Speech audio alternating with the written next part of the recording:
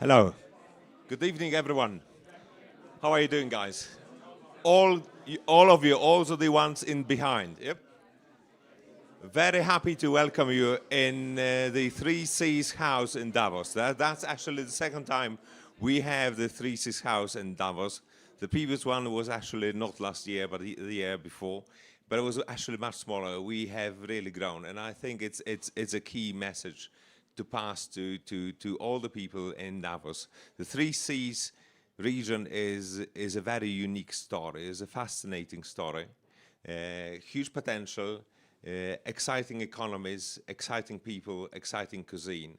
And I wish that during the next couple of days, everyone will be able to discover this and enjoy and explore the potential of the region, because that's what the whole thing is about, to get people know about this fascinating region.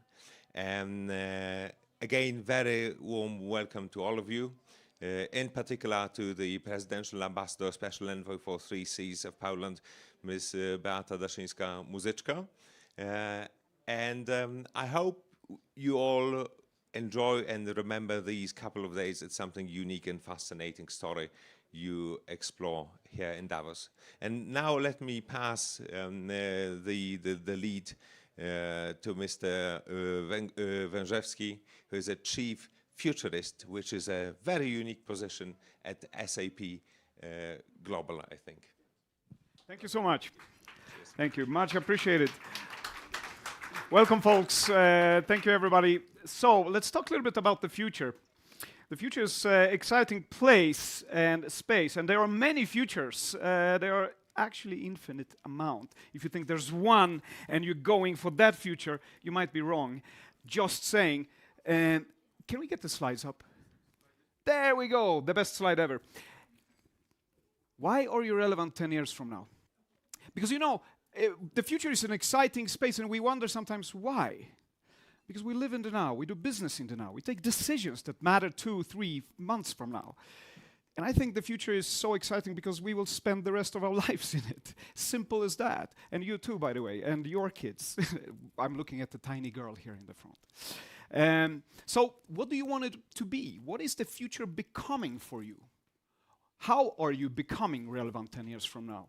That's my profession, that's what I do. I do strategic foresight and futuring for SAP and many others.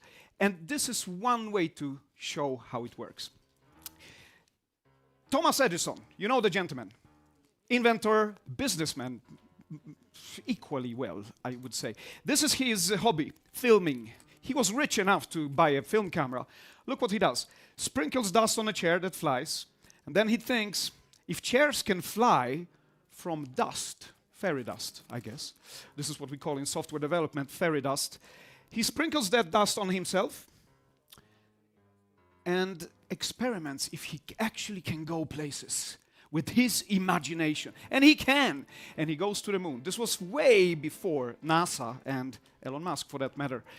He had a vision. He had a foresight. He had an ambition, but most of all, he did imagination as a business activity. So I ask you already now, where is your imagination department? In your organization, in your business, in your family, in your community. And this is how we see it. Usually we are very good somewhere here, tactics and strategy, right? But when it comes to vision, it's like, yeah, maybe, you envision, but I haven't seen it yet. But the systems level evolution happens even beyond those things. And I think this decade, most action will come from here to back, rather than from our tactics and see what the next step will be. Because if you do that, you might be going in circles, rather than in a direction for your next 10 years. And this is where you can place yourself in that space. And if you don't define yourself from that future, leading from that future, people will define you by your past, and that can sometimes be derogatory even. So let's imagine these spaces, because only with the power of this imagination, could be corporate imagination, could be private imagination, comes the power of shaping, doing, delivering, designing those futures. And when we think like this, all of a sudden we have good questions, like really profound, deep questions. Every Monday morning you have a cup of coffee, you ask this question. And the question is obviously, what's the future? Nothing else. And the future, I won't tell you what the future is, because that would make me maybe a religious leader, maybe some kind of dogmatic leader. Don't believe those people, in that sense at least.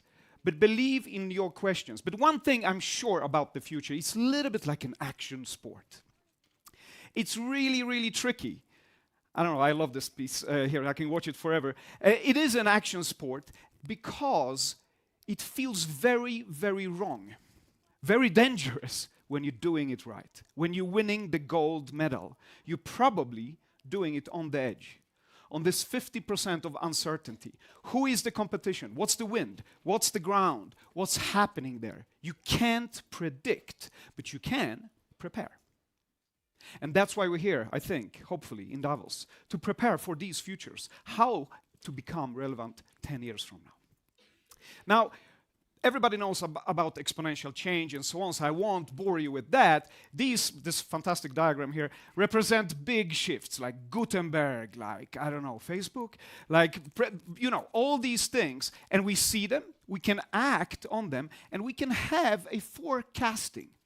I imagine that many of you in the room are good in forecasting. I mean, there are economists, there are politicians, there are all sorts of business people that do forecasting for a living. However, when these lines are not discrete moment in time and space, so we can see them, act, react, and forecast again, they become a flow. They become so tied together that there's no distinction between what's happening now and next. And I think AI is one of those stories we've been following since the 50s. And all of a sudden it goes into a flow. We have news, a Gutenberg moment, every third year, rather than every third generation. So how do we deal with this flow? When it's too much, too many of these things happening at the same time, we cannot connect these dots. We become a little bit disconnected. There's a beautiful robot. I don't know what you did in school, but we did these things. We tried to connect these dots. And that was possible. But today, it just disappears from our minds and becomes rather a dull picture. But there are people that tell you how they would like to connect these dots. They always have an answer, a simple answer. And that's the most dangerous thing, obviously, in complex times. Because they will give you that system. Oh, this is how we're going to do. Usually, there is a benefit for them.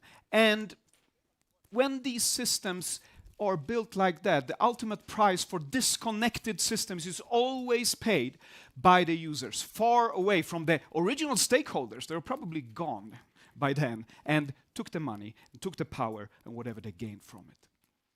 So, foresight rather than forecasting. We can basically forecast the climate change. I think that's pretty clear for most of us in the room. But this is not a terrible view. It's just a prospect. It's one of the futures. What we need to remember that the future is renewable. It's a renewable resource, almost an asset, a business asset, that is renewable by you, by your imagination. How could it look differently? Same future, same climate change could look like this. I'm not saying we're going there. Hopefully we don't see London underwater anytime soon, or maybe never. But if we need to construct and build and make something wonderful about it. And for that we need hope. And everything that matters, basically, comes from a place of hope. So we are here to build that hope. And I think if we design futures with great strategic foresight, it will make that hope tangible. So we can have a decent human discussion about it. We can argue about it, that's fine. But we need to place that long-term foresight in front of us. Because it's tough to make those choices, right? And we know how the financial and economical system drives that. And forecasting helps us a little bit, but only in the beginning of this little future diagram I showed you before. Forecasting is only best for concrete decision-making today. Today is stretchable, obviously, but you know how hard it is to convince someone with power, for example, budget, to tell you, to say to them, hey, 7 years from now, this might happen. And I will give you an example of that. And how would we deal with that foresight? And foresight is powerful. Foresight and future management deal with great societal changes and global trends to create relationships and systemic platform solution for lasting innovation. It's almost like the innovation becomes sustainable. We invent one thing, we put it out there, it works, so we can invent on that platform, so it rolls. For that, we need bigger systems. And I mean systems of connections and relationships, not only IT systems that I work for. I think this is a great example. I've been using this for a while. It's maybe 2-3 years old. I don't see the date here. Japan is going to the moon. And the cool thing for the, I don't know, for those interested in those things, there will be robots on the moon excavating and building stuff that will be remote controlled from Earth. Isn't it a little bit sci-fi cool? I think so, especially when the Japanese government is on board. And when these news came out, this is what happened on the internet immediately. I mean, I'm a huge sci-fi fan. Some of you in the audience, hi everybody that I know, seen this before. I love this. I have no idea who has the rights to what logotype and what kind of gadget on this. I have no idea what the finance is behind it, but this is happening. It is an economy in it. It is a creator's economy, as we have been talking about it for a few years. This is fun. This brings out the best and the most imaginative in people. How can we harvest that? Is that a value from the society that is not attached to business that we could attach? Does financial tools not reach all the way to this because they are limited to the financial constraints we have today? And now when we talk about space, and also two words you probably didn't expect to hear today, Pussy and Riot. Pussy Riot is an art collective that is in the political debate. And they say, if we do not write the narrative of how we are going to explore and use space, then someone else will. And just read a report that scientists around the globe are now a little bit worried that the moon is being destroyed. They are historical sites on the moon, like the Apollo landing, that we would like to preserve. What laws, what finance, what value is there? Just stirring up the dust on the moon, destroying the water that is contained there, could be an issue if we just land with our excavations machine and go bananas as we have been doing on the planet Earth. These questions is something we deal with and something I would like to shed light on. Now, a little bit more of a serious take on this. This is maybe the most complex slide I will show today, so disclaimer, be cool. The value system. Also, I'm not an economist, so whoever economist in the room, let's talk later, you can tell me off how the economy works for real, but this is a schematic of it. Business, great value. This is why we're here. Businesses drive this planet forward. They innovate and give that innovation to the rest of us. There's always a unit and that worker, that individual in that unit. That's another system that is connected. However, there is also the system of business networks. But they are constrained to their business. They are not connected to the vast economy of communities, individuals, society, the planet, the energy. We're sometimes forgetting that we are very physical beings. Nothing here happens without the sunshine. Sunshine billion years ago, or few millions years ago, that is now in the ground, or the sunshine that we connect today, shining up on this stage right now. All is about the planetary resources. And these resources give us that value back. So we can extract from the planet, from the society, from our networks, all the way to the businesses. We do it very, very well, very effectively. And that's dangerous because we sometimes don't invest the whole way back. There is a gap between the networks we have in our communities, in our neighborhoods, in our creative minds that we bring together, the relationships we have as human beings, and the relationships we have with the ecologies where we live. These are not directly connected or invested back in. It's a red zone, it's a hot zone, it's dangerous. I don't know if the return on my investment will come back to my business. And I think it's because we lack tools. Tools like technology. Tools like a decent discussion. Tools like a fair political and social systems. These tools are limited. And tools have been existing forever. You know this. Now, historians in the room, beware, I will simplify history in one slide, human history. We've been making tools for beautiful things as soon as we could. As soon one stone hit another, someone said, wait a second, maybe they did it in English, but they did it in their minds. I can do this. We can bury our dead. There's a culture there. We can leave something for our kids and the generations in the future. We can beautify ourselves. We can create cultures. We can create tools that are utilitarian, not only social. That has been the fact. And then in the end, we have the Bored Ape, which is obviously a utility and an NFT and so on, all these things. But they seem to reside in the economy and financial tools arena. Much less in the science, innovation, imagination, art, society, vision, foresight. All these activities that I claim should be in the business. So, time for liberating these tools, I think. Now, business historians. You can hang me later. 3 pillars of business history. We got the steam machine. And we said, I have the machine, I own the process, here's what it does, do it for me, I pay you.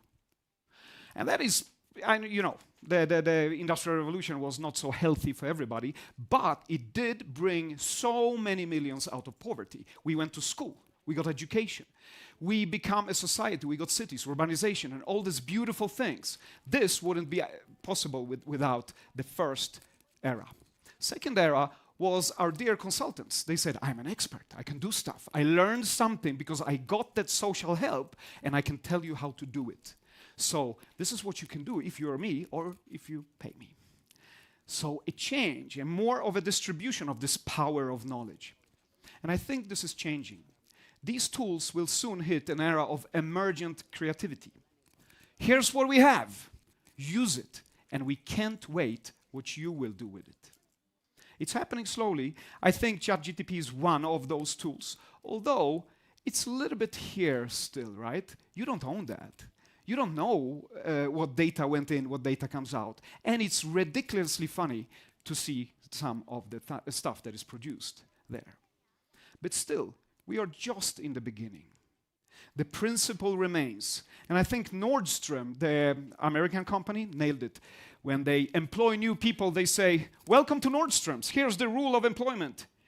Rule number 1, use your good judgment in all situations. There will be no additional rules. Emergent creativity. Go bananas. I hired you because you're cool. You tell me what to do. This is happening, and it's being enabled by these tools by the hour. We've been at it since the 50s. High-value human tasks, repetitive human tasks, and machine tasks. Someone called it bullshit jobs somewhere here. It's a good book, by the way. Stefan Graeber. Graeber is the last name.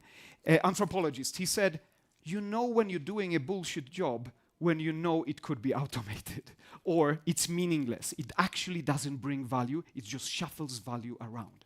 Everybody wants to be here. So, manual work, 50s, transactional systems, digital systems later, so non-routine problem solving became the human high-value work, and the rest we could put down in machine control. And now we're entering the intelligent era that I believe will be ending in explorations, interaction, subjective opinion exchange, indecent human discussions, aided by human augmented by AI. Enterprise systems might just do that automation, that bullshit job sphere that we don't want to be, bothered with that manual and cognitive load. So we can focus on what humans, and today, still, only humans are good at. Passion. Passion for work, creativity, empathy.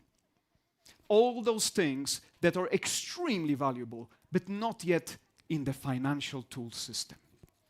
I will show you a little demo with a little bit sound on, if we have that. that we built 7 years ago, and you maybe think, why is this guy showing, the Futurist showing a 7-year-old demo? And I will tell you, the long-term foresight works like this. We imagine a state, we check the technology and where it's leading, and what the vectors are pointing, and then we start to discover where we would be. We are not there yet, but we are getting there. 7 years ago, it looked like this. And I would do the demo basically like this. Hello, and believe it or not, we called it Copilot. Thank you, Microsoft. Hey, Copilot, what's up this morning? It was morning when I did this. Good morning, Martin. You will have a fairly busy morning, but there is time for a good cup of coffee. Your biometrics show me that it would be good for you, but just 1 cup, remember. I will remember. Many of you already are suspicious here. We talked about trust the other day. This thing knows my pulse, how I slept, and how much coffee I drink, and how I behave in the mornings. So it can actually tell me differently from you, hyper-personalized to 10 billion individuals in the future. You will have this kind of morning, and you this, because you have a different life, different cognitive abilities, different way of making decisions. I know you, you trust me. We have safety, and we have privacy, and this is for you, nobody else. And this is why we can trust this thing. So I say, okay, this is great. Look, I have a task. Me and Leia, we talked about how our teams get together and how they create stuff. And we see a little bit decline in employee satisfaction. And if you think about this question, it's as ambiguous as it can be. Not even ChatGPT, far from, can answer that for me, for my unit, for my team, for my company. But this is what this thing could come up with. When colleagues travel so they can spend time face-to-face, your delivery quality goes up 5%. That saves software maintenance costs with customers by 2.5%. I found the routes that would make sense economically and that allow the colleagues to spend the most time face-to-face. We will review them tomorrow. Also funny, we will review them tomorrow. I'm a very busy guy, right? I'm a top guy. But of course, I have 5 minutes to review this tomorrow. I'm just biased to not know it. You know how it is to be biased. This thing is your friend. And it is a liberation from the constraints of the knowledge you have today. Our knowledge is actually only limited to the number of humans that are free to act on their value creation in a free market. And if not everybody can act with this kind of knowledge, the superhuman knowledge as we call it, the hyper-personalized superhuman decision making, then we're not doing the full stack of the economy. We need to amplify, augment and connect each one of us to these systems in a private and secure way. And this is where we got part of our vision. That one way to describe it is humans and machines in an empathic, mutually understanding and beneficial symbiosis. This across worlds is really important because the national state is also something we could look at, the globalization. But the XR, the AR, all the Rs and the moon and the Mars, this must work in the future. So that's how we look at it. And by the way, none of these people are real. You realize that, right? These professionals, the doctor, the architects, whatever they should be, they are generated. And soon at your service. Hopefully not at the service of the company they work for only, but also, mostly, to 99% for you. And there is an economy for everybody in it. Now, this lady has a task. Build a new strategy, increase the recyclability product. There's so much administration. There's so many colleagues I need to call to figure out what is our strategy really? What's the latest? And maybe there's 13 new legislation on environmental friendliness and so on. Family-owned companies, that's what we're looking for. How do we find them? Where are the tools for that? Female-led companies, how can we connect them to our production? Because we have our suppliers, they are very reliable, and we and us are making money. We don't have to care about the rest of the planet and society. But I won't show you the demo, we don't have the time. Imagine a display where you can choose between strategy 1 to 3, you can drop all these things and legislations on it, have it resolved legally correctly for you, so you can actually be creative in business rather than administrative. Because if you're administrative, if you know exactly what you're doing, you're becoming the machine. You become the software program. And this is what I'm afraid of, that the humans could become the tools, not the humans. Scalable efficiency. Good stuff, right? Standardized activities. Really good, because we can move fast. Do you have the standard? Repeatable results. Even better, right? All these three things, including predictable outcomes, exactly describe a software program.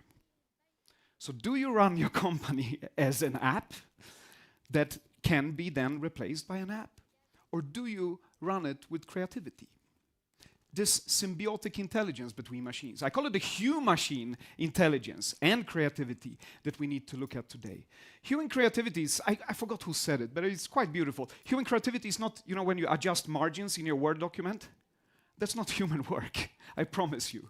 But writing that contract, writing that love letter, that poem, that's human work. And this is where we want to be. And I also think that in difficult times, there's always difficult times, but sometimes they are, massive. The flow of change comes to us. We need to think creatively, because we can't obviously not solve the problems we created with the tools we have today. We need to have new tools. And also, the bias of being absolutely certain when we take a decision. That's crazy. That's absolutely crazy. We need to be very cool with dropping that absolute certainty and trust each other and that discussion we have together. So with absolute certainty in difficult times, we use the tools that created the problems to solve it. So we need to change that. And we are about to do that. This is my friend, Roman Lipski, also a Polish guy, by the way, from Berlin. He paints to an AI paints back, and they create something new every time. And I ask him deeply, because I'm interested in art. You're an artist. You tell me in my eyes that you are inspired by this, or are you just doing some gimmicky stuff? He said, no, Martin, truly can't sleep at night, because this is so creative to me.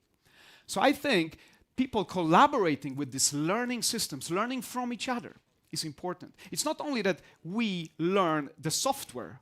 I think the machines need to learn the human. And this is the decade to bring this forward.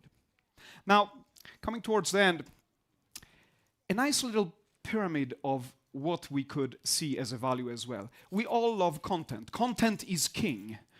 But as someone said, context is King Kong, the bigger monkey out there. Because we put our data and we design it to information, to knowledge, to become some kind of a wisdom. Here, it's contextual. Everybody has an opinion. But data is contextual. 0, 1. Today, we stay a little bit too much here. We make the features in our products, and then we serve them. And when we serve them, we build a relationship. What relationship do you build? Do you start that relationship with a feature? Or do you start that relationship with nurturing your discussion, your human abilities and creativity? And I believe the future of the business is somewhere here. I really want more philosophers in business and more designers in governments, so we can build relationships. The rest will follow. Technology is there. And I will end on this. Think about it. What is the opposite of stability? Because we love stability. I mean, in stability, we do better business. Look just at the example, when we extract the planetary and social resources, society goes riot. Society goes dictatorship. If we extract the planetary resources from the ground, the planet goes riot. And we've seen it. That's not stability. So what do we do instead? And I had this discussion with a bank CEO from Europe, a big bank, very powerful lady. And we had a 3-hour session with her team. Closed doors, obviously, no notes that came out. And she was upset when I spelled each slide had another theme behind it, so we really spelled it out. She said, Martin, this is chaos.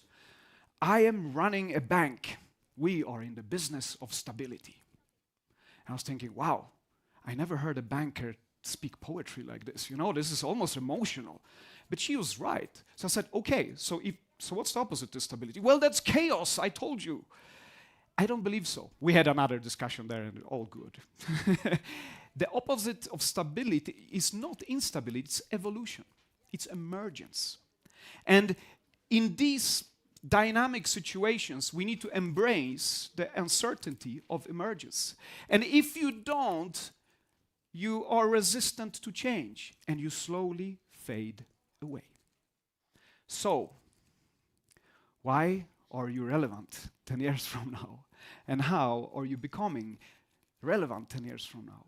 Hopefully, I gave you a little glimpse of that and how we think about those things. Now, who likes classical music? Who wrote this?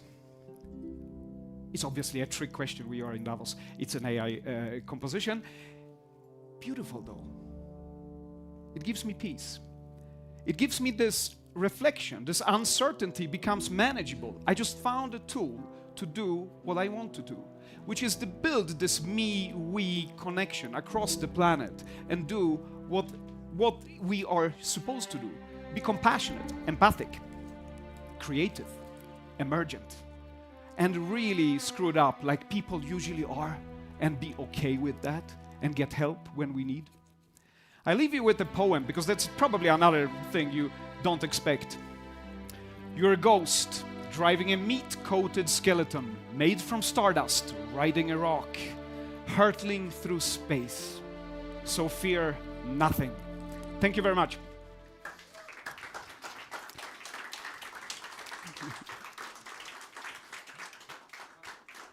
I'm not sure if we have time for some questions, or if there are any questions, probably a ton. But because I didn't give you any answers, I guess. We have a mic. We have a question there. That was a wonderful presentation. My name is Suril Desai. I'm from India. Hi. You know, future, it seems like we are becoming more and more productive. Mm-hmm. You know, we are becoming creative and we are becoming more productive, which is going to be the paradox, right? We are going to be consuming more. We are going to be, you know, so this whole consumption-based economics has got to change in some way, don't you think so? Mm-hmm. Because we are consuming at a much more elevated, the consumption rates are just going up, and especially in my country, because we are like, and the average age is about 28.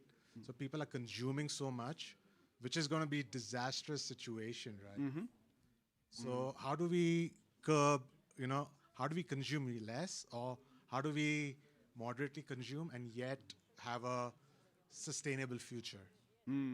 It's a wonderful question and a tricky one. Thank you for that. I think consumption is not the enemy here. I love consumption. I think it's great. We need economical growth. We need growth everywhere. I'm just worried that what we consume, to start with, is not always the right thing. I could imagine that social media out there could be acting differently. So when we consume it, it actually augments and amplifies who we could be to our optimal self, not the best self, the optimal, which means the learning self instead. And if that would be true, I would like to consume more of that, for example. Good services, the same thing. And the second, consumption is not the enemy. It's how we do extract energy from the sun through the planet to around the planet, and how we distribute and decentralize that. Because today it's basically automated. If you're on Instagram and you like something, you consume more of it. You become like it. You become the tool. Someone called it, you become the product some years ago. Good books about that. So I won't deep dive there. But there is a sense of us consuming a diverse amount of services and goods, so I can be myself, rather to fall into the product category, which I am. And that needs to change the philosophy in business, how we approach what business is in a societal way, a sustainable way, not even touching on the waste of such a consumption. So I think consumption is great. Consumption of knowledge is, for example, great. Imagine our consumption was more to the knowledge side, societal growth side, rather than one-use products and fall into one-use category of a human being. This is you now. This is how you should look if you want clicks on internet, not how you actually would like to look. Because you might even lose the track of how you would like to be as a person. Because you don't have these intelligent, smart, and empathic discussions with your community of who you are. They just tell you who you could be. And you know, that ends badly for everybody. So consumption is good, but what we consume and how we distribute that consumption to growth is the challenge for the next decade.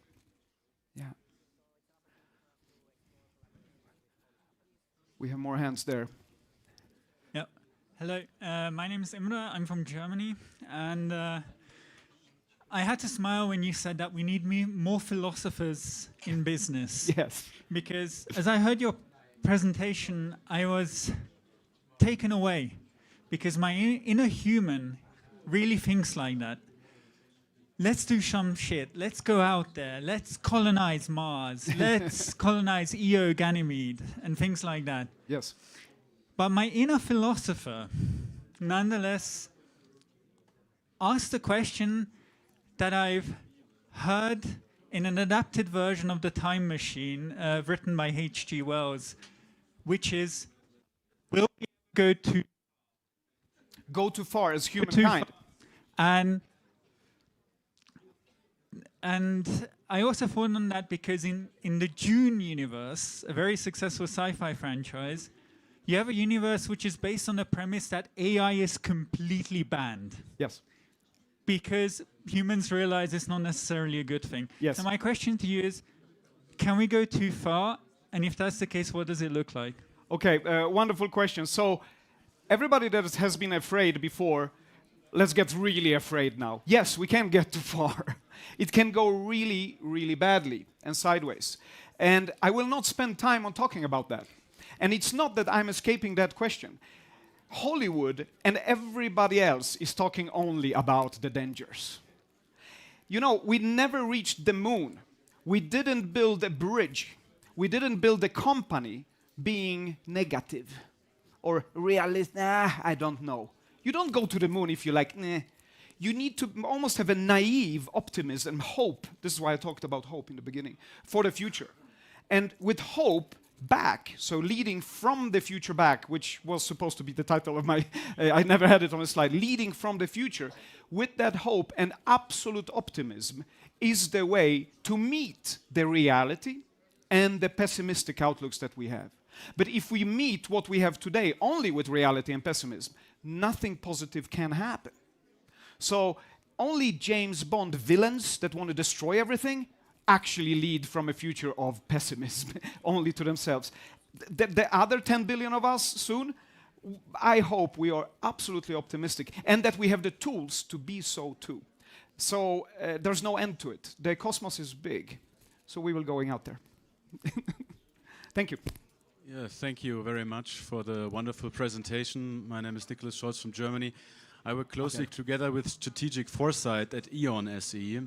And so I'm very keen what you have said about this. Colleagues, almost. Yeah. My question is a little bit going in a direction of my colleague. I think a lot of people already live in the future. We think, for example, about climate change. We're talking about different years we approach to reach the climate security goals. Germany, China, the US. Sometimes I wonder, though, if looking too far in the future and basing your actions upon this future also creates risks and also doesn't allow for innovation, right? Because we are like thinking, okay, to tackle, for example, climate change goals, we only have this right now, so that's the way we should go. But we are not open maybe for alternative futures. Very good. So how do you approach this? Do you think that is also a challenge we have nowadays? Or? It's an enormous challenge. I think, I mean, if I had the time, I will expand more academically on the many futures. The tools I described, the tool set, limits the amount of the futures we can create.